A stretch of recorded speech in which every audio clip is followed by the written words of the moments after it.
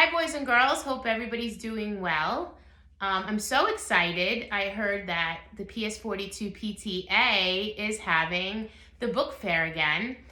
This is a really fun time for us, especially for someone who loves books. So I thought it would be a great idea today to share with you one of my favorite stories, Corduroy. The author is Don Freeman, and he's wrote multiple stories about his friend, the bear, obviously named Corduroy. So I thought it would be great today if I could read you that story. I used to read this to my class every year when I was a teacher, no matter what grade I taught, because it was one of my favorite stories. And it's about a bear who gets adopted by a little girl and finds a great home. So I hope you enjoy the story. I hope you have a wonderful time shopping at our book fair. I love to read. It helps me relax. I love to read before going to bed at night. You can use your imagination. There are so many good things that come along with reading. So I hope you enjoy today's story, Corduroy by Don Freeman. Corduroy is a bear, once lived in the toy department of a big store. Day after day, he waited with all the other animals and dolls for somebody to come along and take him home. The store was always filled with shoppers buying all sorts of things, but no one ever seemed to want a small bear in green overalls. Then one morning, a little girl stopped and looked straight into Corduroy's bright eyes. "Oh, Mommy," she said, "look, there's the very bear I've always wanted."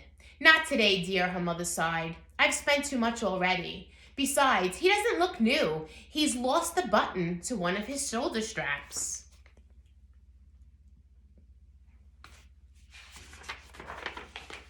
Corduroy watched them sadly as they walked away. "I didn't know I'd lost the button," he said to himself. "Tonight I'll go see if I could find it." Late that evening, when all the shoppers had gone and the doors were shut and locked, Corduroy climbed carefully down from his shelf and began searching everywhere on the floor for his lost button. Suddenly, he felt the floor moving under him. Quite by accident, he had stepped onto an escalator, and up he went.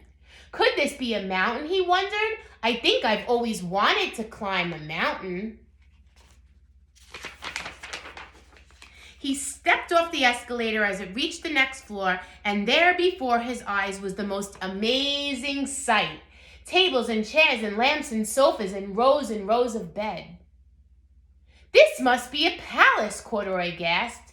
"I guess I've always wanted to live in a palace." He wandered around admiring the furniture. "This must be a bed," he said. "I've always wanted to sleep in a bed," and up he crawled onto a large, thick mattress. All at once, he saw something small and round. "Why, here's my button," he cried, and he tried to pick it up, but like all other buttons on the mattress, it was tied down so tight. He yanked and pulled with both paws until pop! Off came the button, and off the mattress Corduroy went. Bang! Into a tall floor lamp. Over it fell with a crash. Corduroy didn't know it, but there was someone else awake in the store. The night watchman was going on his rounds on the floor above when he heard the crash, and he came dashing down the escalator.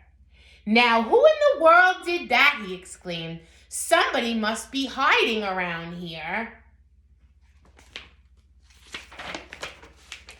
He flashed his light under and over the sofas and bed until he came to the biggest bed of all. And there he saw two fuzzy brown ears sticking up from under the cover. "Hello," he said, "and how did you get upstairs?" The watchman tucked Corduroy under his arm and carried him down the escalator. Set him on the shelf in the toy department with the other animals and dolls. Corduroy was just waking up when the first customers came into the store in the morning, and there, looking at him with a wide, warm smile, was the same little girl he had seen the day before. "I'm Lisa," she said, "and you're going to be my very own bear. Last night, I counted what I've saved in my piggy bank, and my mom said I can bring you home." "Shall I put him in a box for you?" the sales lady asked. "Oh, no, thank you," Lisa answered, and she carried Corduroy home in her arms. She ran all the way up 4 flights of stairs into her family's apartment and straight into her own room. Corduroy blinked. There was a chair, a chest of drawers, alongside a girl-sized bed, stood a little bed just the right size for him. The room was small, nothing like that enormous palace in the department store. "This must be home," he said. "I know I've always wanted a home." Lisa sat down with Corduroy on her lap and began to sew a button on his overalls. "I like the way you are," she said, "but you'll be more comfortable with your shoulder strap fastened." "You must be a friend," said Corduroy. "I've always wanted a friend." "Me too," said Lisa, and gave him a great big hug. Well, I hoped you loved our story of Corduroy, the bear in the green overalls.